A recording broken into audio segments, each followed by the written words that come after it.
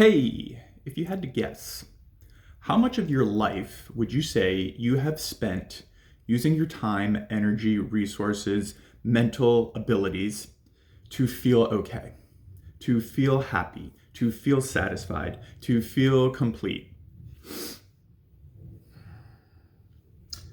If you can't come up with a number, that's okay, but the answer is all of it. 99.999% of your life has been spent trying to be okay. And everybody's got different ways that they think that it's going to make them be okay. They think it might be a new partner. They think it might be some kind of health, some kind of money, some kind of trip, some kind of shopping, some kind of drugs, some kind of whatever. And maybe you've tried a bunch of different things. And have you noticed that you finally get and or achieve one thing and it might feel good and give you temporary relief for a little bit?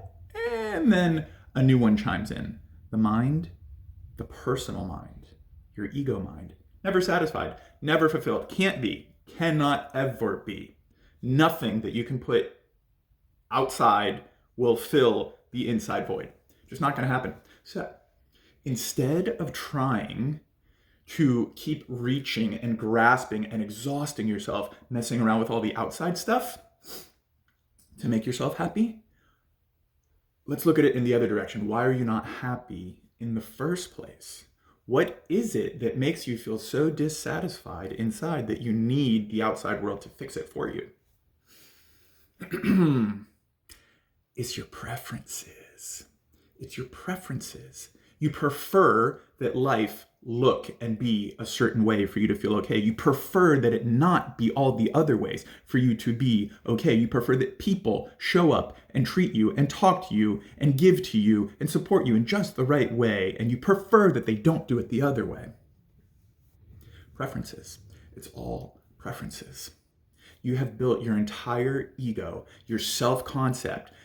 You think that you are your preferences. You think that you're this person that grew up this certain way and that needs things to be a certain way to match those past experiences that you had that developed your whole psyche. You're none of that. You're none of that. That's just fiction. That's just a story. You're not a human psyche. You are a conscious awareness that is experiencing a human psyche. If that feels weird or deep or heady, I understand. Just go with me. Preferences are messing up your life. If you open the door and it's raining outside and you say, damn, I hate that it's raining right now. I was supposed to go on a picnic today. I'm supposed to get married today. I'm supposed to be at the beach right now. You have a preference at that moment that it not be raining. If it was nighttime and you were going to bed, you might open the door and say, hey, I kind of like when it rains at night. It's nice. It adds a nice sound. There's a cool breeze. Do you see how it'll change? Your little ego is just going to keep flipping and flopping depending on what it thinks it needs and wants in that moment. What if you let go of your preference? Would it be nice for it not to be raining on your beach day? Great, yeah. Does it sometimes rain on beach days? Yeah, that is a fact of life. If you resist facts of life, another way of saying that is if you resist what's happening, you will suffer. You have a preference that says, I don't want it to rain right now, but reality says it is raining right now. You have directly created an enemy. You've made life your enemy. And that's just one simple example with rain. Then there's traffic, then there's money, then there's people, then there's politics, it's endless. It's endless out there. The world is endless. It's an infinite universe. But you can hit it at the root in here. You can either wrestle endlessly and make life your enemy, or hit it at the root and just be at peace, be calm, be at ease. When you let go of your preferences, it doesn't mean that when it's raining on your wedding day that you jump for joy. It doesn't mean that you have to love that that's happening. It means that you don't resist it. When you don't resist, you remain in a calm state. Have you noticed that you make better decisions when you're calm? That you feel better when you're calm? That you interact with other people better when you're calm? But if you listen to a preference that makes you resist what's going on outside, you get into an irrational state. You might get angry, you might get violent, you might get sad, you might get insecure. It it throws you, it gets you off your game, and now you're going to be making decisions from an emotional, irrational state of mind. Let me know how well that's been going for you. Free yourself of your preferences, and you will free yourself of unnecessary, exhausting, debilitating suffering. You're not going to do it overnight. This is going to be a practice, and you just show up and you do the best you can with each situation that shows up in front of you.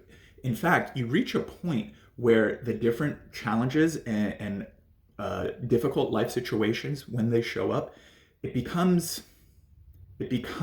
recognize it as exercise. You're like, okay, this isn't what I wanted to have happen, but damn, I'm going to work with this right now. And I'm just going to relax behind it. You're just going to relax. You're just going to relax.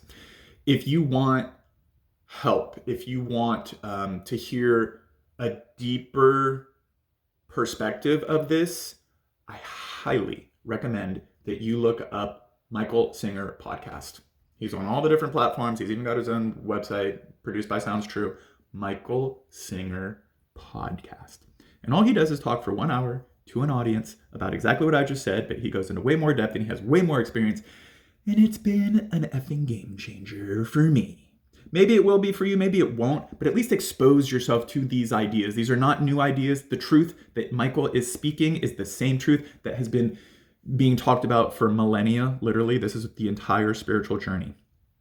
Letting go of your ego so that you can return to your true identity, which is the conscious awareness that is always there, that is always just getting lost in your little ego. So if you get rid of your little ego and you step back into your consciousness, life becomes fucking beautiful. I love you. Ciao for now.